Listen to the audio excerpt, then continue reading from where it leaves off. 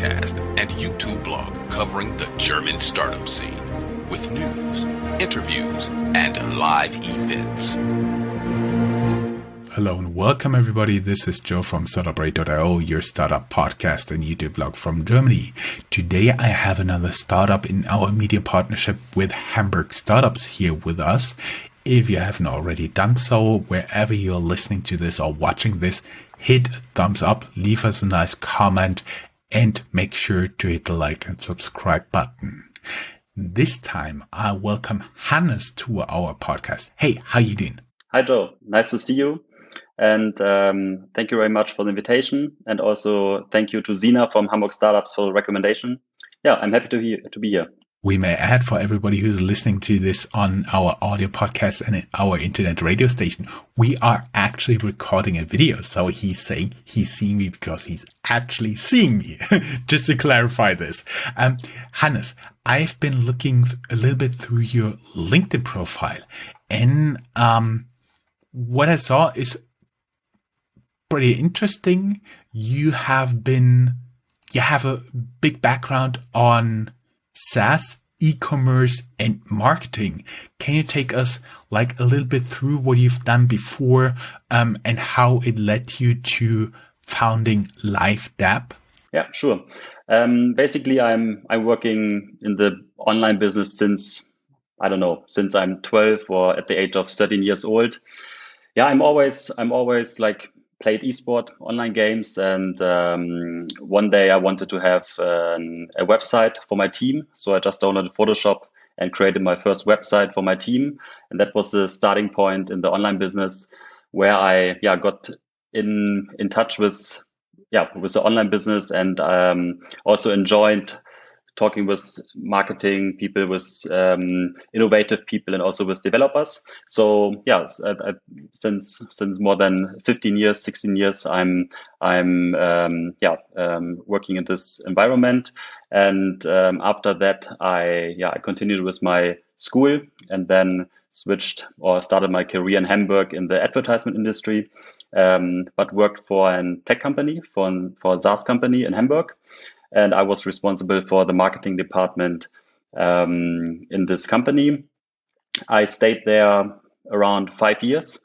And this company also gave me the opportunity to do a abroad year in San Francisco. So I got in touch with a lot of people from Silicon Valley, and it was really inspiring. Then I came back and I had a startup in Berlin, a ticket platform, which I started with a partner, and we developed a SaaS ticket platform. I did the marketing, and my partner was already in the event business. And from there, I switched to digital consulting, helped bigger companies, chemical companies, pharmaceutical companies to digitalize their internal processes. But since I'm 15, I'm always tried things online, founded online shops. So I knew at some point I will always get back to found my own company, and that's what I did before, and that basically the start how I founded LIVEDAB. I would be a little bit curious, because you said you have an experience in marketing, but it's when I associate marketing with software as a service, SaaS companies, I usually think about Google AdWords, Facebook advertisements, sponsored tweets, or stuff like that. How did you ever get the idea of building a company that provides marketing related filters? How did you bump into filters? I bumped into filters in 2017. There was like a massacre against the minority in Southeast Asia. And at this point, I thought it would be a great idea when it's possible to put a message inside your profile picture at Facebook, Instagram, or WhatsApp. And in 2017, it was not possible to do it by your own. You always had to register at Facebook to get this filter for your profile picture. And I thought about an idea: why not developing a software where everyone can have access without have an account on the social network. So like a SaaS model, like a software which work on every smartphone without the need to download an app. So I had this idea, but based on my previous experience, I didn't want to found my own company by my own. So at some point, I met an old colleague, Adrian, and we talked about this idea, and he was very motivated, and he really liked this idea. So we had some follow-up meetings, and we did some brainstorming and decided to found this company together. That was the starting point to help NGOs or to help companies to support a cause in the world. That was my starting point, how to found LiveDAB. I'm a little bit smiling here because apparently the background stories or meetings have been involving a lot of wine or bars in the past on Startup Radio, including Germany's Business Angel of the Year 2020, who actually bumped into his first investment in terms of a founder at a bar on a wedding. So, admittedly, not his wedding or the wedding of his future investment, but actually it involved something like that. How did you guys brainstorm? Was it like, oh, we sit over a beer, or did you actually get yourself in a meeting room, whiteboard, and just threw out crazy ideas? No, it was the first one. We met in a bar because at this point I moved to Munich. And I was just for one day in Hamburg, and I just contacted him and said, Adrian, do you want to catch up and talk about the company we worked together in the past? And he said, yes, of course. So we met over a beer. And we didn't talk about business or about the idea at first. But I remembered at the next day that he said he would like to also found his own company. And then I was back in Munich, and then a few weeks later, I was back in Hamburg, and I contacted him again, and not to have a beer, but to talk about my idea I had to explain it to him, because he also had the intention to start something by his own. Lesson learned from this: it's always a good idea to ask a German, hey, can we catch up over a beer? Now you guys had the idea of having a filter for NGOs. How did you proceed? Where did you get the funding? How did you hire the first people? How did it all get started? Yeah, we didn't get any funding. It was our private money. So we invested our own money in the company. I'm responsible for the sales and the marketing, and Adrian is responsible for the operation and the product development. We didn't get any funding. We founded the company with our private money. So and the structure is that I'm responsible for the sales and the marketing, and Adrian is responsible for the operations and for the product development. And with our money, we hired our first developer, and that was the start. That was this team of 3 to 5 people, young people working together. Had long nights, and because we had in our fields a lot of experience, we didn't need to invest a lot of external money, because we could do these things by our own. And that was our setup. That was back in 2019, May of 2019. So, yes. Quick question: do you currently have external investors? No. It's still from our private money. 100% bootstrap. Okay, I see it. Yes. So, like 2 years ago, almost exactly 2 years ago, you set up the company, you've started with your own money, you offered products for NGOs. Where you guys are now, so how can you imagine to work with the LiveDAB tool so that people listening to this, or maybe even watching this, get a kind of idea what you can do with your tool? Yeah, when we started in 2019, we invested 1 year in the product development. And the idea was, of course, to reach out to a lot of NGOs and get in contact with them. We did, I think, until now, like 10 to 15 projects for NGOs. But we also saw that the entertainment industry, the sports industry, and also the virtual event industry is pretty interesting and is interesting in our solution. So we started with some festivals, like with music festivals in Cologne, which had a lot of guests, like 5,000 people, and we saw that from this 5,000 people, like 2,000 people like to use our solution. So we saw that there's a new market, and we focused also on the entertainment market and on the offline events market. And after a couple of months,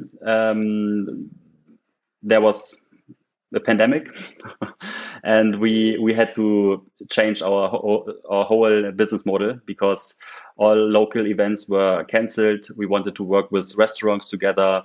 We wanted to work with the sports industry, but unfortunately, it was not possible to access those events because everything was cancelled. So we shifted our target group to virtual events and also to activating fans from home, and that's right now our target group that we work a lot of with a lot of virtual events, but also professional sports clubs like Liverpool in the Premier League, Bayern Munich basketball, and Audi, which is the sponsor of Bayern Munich basketball, but also supporting still NGOs like Unhate Women. It was a big campaign in Germany against women harassment in song text. So we are looking forward that the vaccine is coming and that we can also reach our initially planned market. Let me try to think about it from the perspective of the client, of your clients, talking about like an attendee of a big soccer game, of a big football game, of a big live event. So there's somewhere a really big or almost everywhere very small QR code. You take your smartphone, you scan it, it says open this website, you open it, and what happens then? You got a virus on your phone? Exactly. Like you're in the stadium and maybe you sit on your seat and there's a flyer on your seat and there's a QR code or on the screens are QR codes inside the stadium. You can scan them, getting on our landing page. On this landing page, you can upload your own photo, and then you can get the filter of the brand or the sponsor of the sports team, or you have a filter of the two sports teams playing against each other, and you can show that you're part of the community and share that you support your favorite sports club. And that's one use case inside the stadium, but actually our customers are starting earlier to use or to implement our solution. They already implementing it when you buy a ticket, because when you invest money to buy a ticket for a sports team, that's a very emotional moment. So when you get this ticket at home, you can scan on the ticket a QR code, or you get a virtual email, and there's a link placed, and through this link you can activate our software and get into the filter and show already before even the match started that you support your soccer team or your basketball team or any other kind of sports. So you can already show your anticipation of the big game. Important word here in German, Vorfreude. So how does it actually look for your clients? What can they do with it? Talking about Liverpool, talking about Audi, talking about Bayern München basketball team. How do they use it? How do they apply it? I assume they integrate it into their marketing efforts. Mm-hmm. Exactly. Yeah, they integrate it in their communication strategy on different touch points. They really like to use it to combine the offline entertainment and also the online world. Like when you're in the stadium or when you're in an event, you're in the offline world, and other people who are watching in the TV or in the online streamer in the online world. So with our solution, it's very easy to collect from both worlds photos and to show like a live stream, a photo gallery of all the fans who supports the sports team. The main intention of our customers is to generate an authentic reach, because through this branded photos with the filter of the sponsor or the sports team, our customers reach new targets groups, because the fan is sharing his or her photo through social media, Instagram, Facebook, Snapchat, wherever, and reaching private connections, personalized friends and family. So that's the main intention, to use our solution to reach new target groups and then through an authentic way. And for NGOs, they like to use our solution to motivate people who see a campaign, like when you walk outside on a billboard, that you can be a part of this social campaign. And through our filters, you can scan a QR code on a billboard and be a part of this campaign and support this cause they are promoting. That would also mean you can likely actually see which specific billboard got the most interactions. Yes, we have a reporting behind, so we can track every billboard. Then we see that one on the corner generated 500 images, the one in Berlin 1,000, the one in Munich 10,000. So we can also track the placements of the billboards and give sponsors, NGOs, whoever, and reporting how efficient this placement was. That sounds pretty cool. Talking about your current reach, is there any limitation on terms of where you can really now offer your services? I was thinking, basically, from all we've been talking, you're pretty present in Europe. Are you available? Is your tune available anywhere else in the world? Would it be theoretically available if somebody from Brazil or the United States would listen to our podcast? Yeah, sure. It's available all over the world. Right now, our target market is Germany, Austria, and Switzerland. We have some customers in UK. We had also projects in Australia or in LA. Sure, that's not a problem. Our solution is available all over the world. But at the moment, our target is Europe and the German-speaking countries. Mm-hmm. What are you guys currently looking for? Are you looking for additions to your tech team? Are you looking for external investors? And what are your next steps? I think when this interview is going online, we will already have released our new software, which helps or which enables people and our customers to create their own filter campaigns. So we can also work with partner agencies together. And we are right now searching for partners all over the world, wedding planners, advertisement agencies, and different resellers who would like to offer our product to their customers. And also in addition, we are searching for funding and for talents for our tech team. In terms of funding, I assume it would be Series A?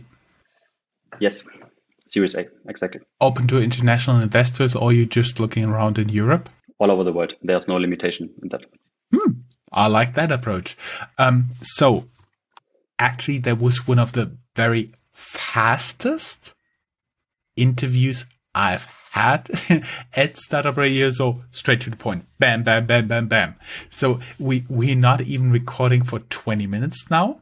Nonetheless, I would like to thank you very much. I think a lot of people will require some additional information. Wherever you're listening this or watching this, go down here in the show notes. There is a link to our blog post at Startuprad.io/blog. There you can have a look at LiveDab, and there the guys will find your personal LinkedIn profile as well as the company website where they can learn more, right? Exactly. Thank you very much. We will also place a QR code which you can use to test our solution. Yes, there will be Startup Radio. There will be Startup Radio filter. Awesome. Great, Hannes. Thank you very much. Thank you for Hamburg Startups for arranging this interview, and it was a pleasure having you here. And hopefully, you come back towards the end of the year with a fixed Series A round, and we can talk about it again. Thank you very much, Joe. Hopefully, see you someday in Hamburg or in Frankfurt. Have a nice day. You too. Bye-bye. If you are a professional looking at the European startup scene, Germany is a place you cannot miss. Fortunately for you, there is Startuprad.io, the authority on German startups. This English-only podcast brings you fresh interviews each week.